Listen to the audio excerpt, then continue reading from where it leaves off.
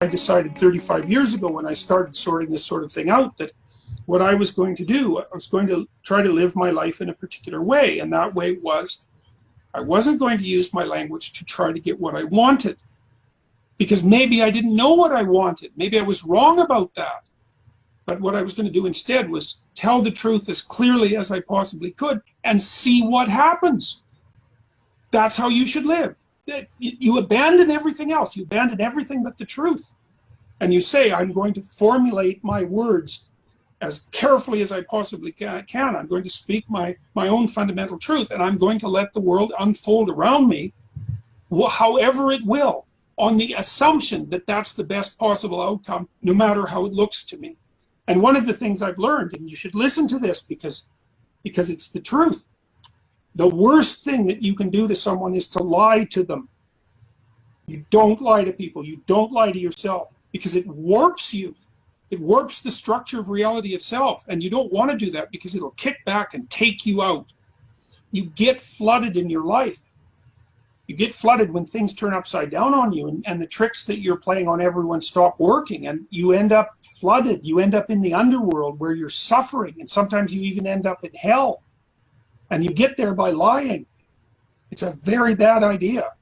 I want to get my arguments in order and state them clearly. And you guys can decide for yourself what you want to believe. I'm just telling you what I learned. And if you think I'm wrong and you've got a good argument, you can tell me that I've done something that I shouldn't have done so that I can adjust it. It's like that makes you my friend. So you have to speak the truth and listen to the people that are criticizing you so that you can improve the manner in which you're formulating your arguments.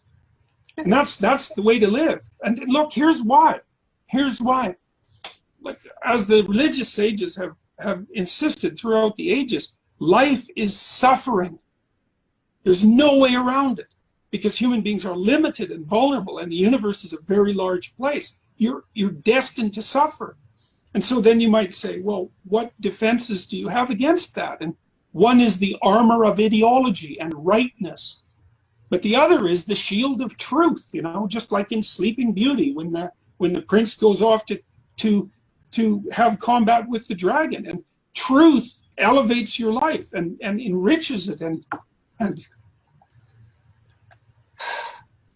so start with the assumption that many of the things that you say and think aren't yours and that you don't believe them.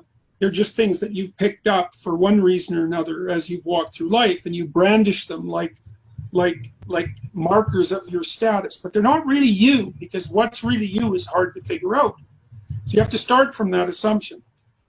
Then start listening to what you say and feeling what you say as well. And here's the rule. It's a very simple thing to try. Pay attention to whether what you're saying makes you feel stronger or weaker. If it makes you feel stronger, then you can keep saying it. But if it makes you feel weaker, then you should stop saying it. Stop saying it right away. And see if you can reformulate your words so that when you restate them, that feeling of integrity and strength reappears. And you can feel it really down the middle of your body. And because what happens if you're saying something that is untrue is that you dissociate to some degree, because part of you agrees with it and part of you doesn't. It's like you're splitting your psyche. Like a cognitive dissonance. It's cognitive, yes, it's very much like cognitive dissonance. And so, but if you pay very close attention to what you say, you can feel yourself coming into alignment if you get the words right. And then when you're in alignment like that, you're centered in your being.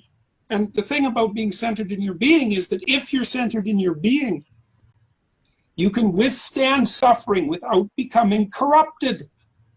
And that's what people want when people say they want a meaningful life. That's what they mean. They mean, I want to be somewhere where I can stand powerfully and withstand the onslaught of life with its deaths and its tragedies and all of the things that are associated with it.